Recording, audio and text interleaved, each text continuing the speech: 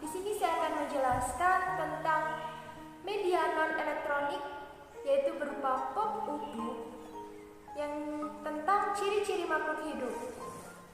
Selamat menyaksikan. Halo anak-anak, selamat pagi. Kembali lagi di kelas Ibu Marta. Nah, kemarin Ibu menjelaskan tentang ciri-ciri makhluk hidup. Namun sekarang Ibu akan menjelaskan dengan media non-elektronik. Jadi Ibu memberikan media non-elektronik ini berupa pop-up book.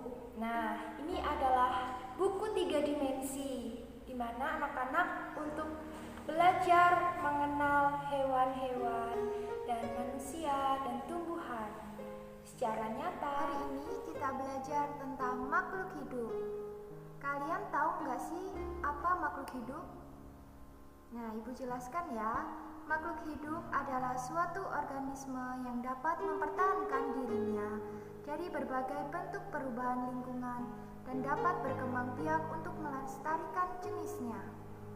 Nah, jenis-jenis makhluk hidup itu ada 3 anak-anak. Yang pertama manusia, yang kedua tumbuhan, yang ketiga hewan. Kemudian Ibu akan menjelaskan tentang ciri-ciri makhluk hidup.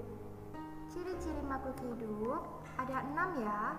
Yang pertama bergerak, yang kedua bernafas, yang ketiga mengalami pertumbuhan, yang keempat berkembang biak, yang kelima makan dan minum, dan yang terakhir iritabilitas.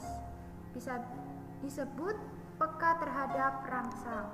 Selanjutnya Ibu akan menjelaskan ciri-ciri makhluk hidup yang pertama, yaitu bergerak.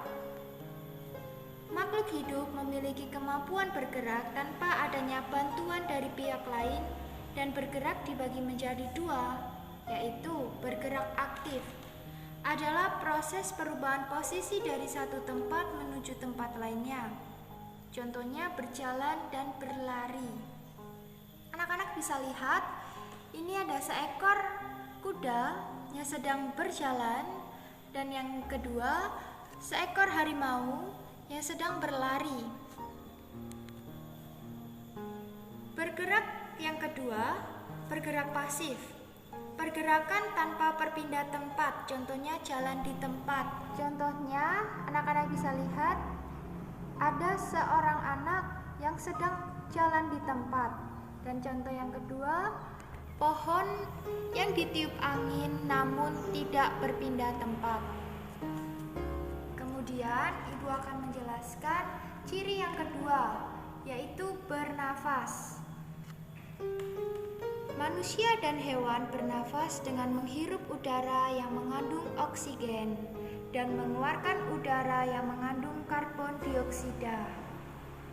Tumbuhan mengalami pernapasan berbeda di siang hari. Tumbuhan menghirup udara yang mengandung karbon dioksida dan mengeluarkan udara yang mengandung oksigen. Sedangkan di malam hari, tumbuhan menghirup udara yang mengandung oksigen dan mengeluarkan udara yang mengandung karbon dioksida. Nah, anak-anak bisa lihat ada pohon yang bernafas menggunakan sinar matahari. Lalu ada ikan, yaitu yang bernafas dengan insang. Yang ketiga, manusia bernafas dengan paru-paru. Selanjutnya, Ibu akan menjelaskan ciri-ciri makhluk hidup yang ketiga, yakni mengalami pertumbuhan. Anak-anak tahu tidak pertumbuhan itu apa? Nah, Ibu akan menjelaskan. Pertumbuhan artinya bertambahnya ukuran tinggi badan dan berat badan. Pertumbuhan manusia dipengaruhi oleh makanan dan minuman, juga kebiasaan berolahraga. Oleh karena itu, menjaga pola makan dan berolahraga teratur merupakan cara yang baik untuk menjaga kesehatan tubuh. Nah, anak-anak bisa lihat contoh pertumbuhan yang pertama pada manusia. Pertama, bayi menjadi balita, kemudian menjadi anak-anak, menjadi remaja, kemudian menjadi dewasa. Contoh yang kedua, pertumbuhan pada ayam. Yang pertama, telur menetas menjadi anak ayam, kemudian menjadi ayam dewasa. Contoh yang ketiga, pertumbuhan pada biji kedelai. Biji kedelai tumbuh akar, lalu kemudian tumbuh daun, lalu tumbuh menjadi pohon kedelai. Ibu akan membahas ciri-ciri makhluk hidup yang keempat, berkembang biak.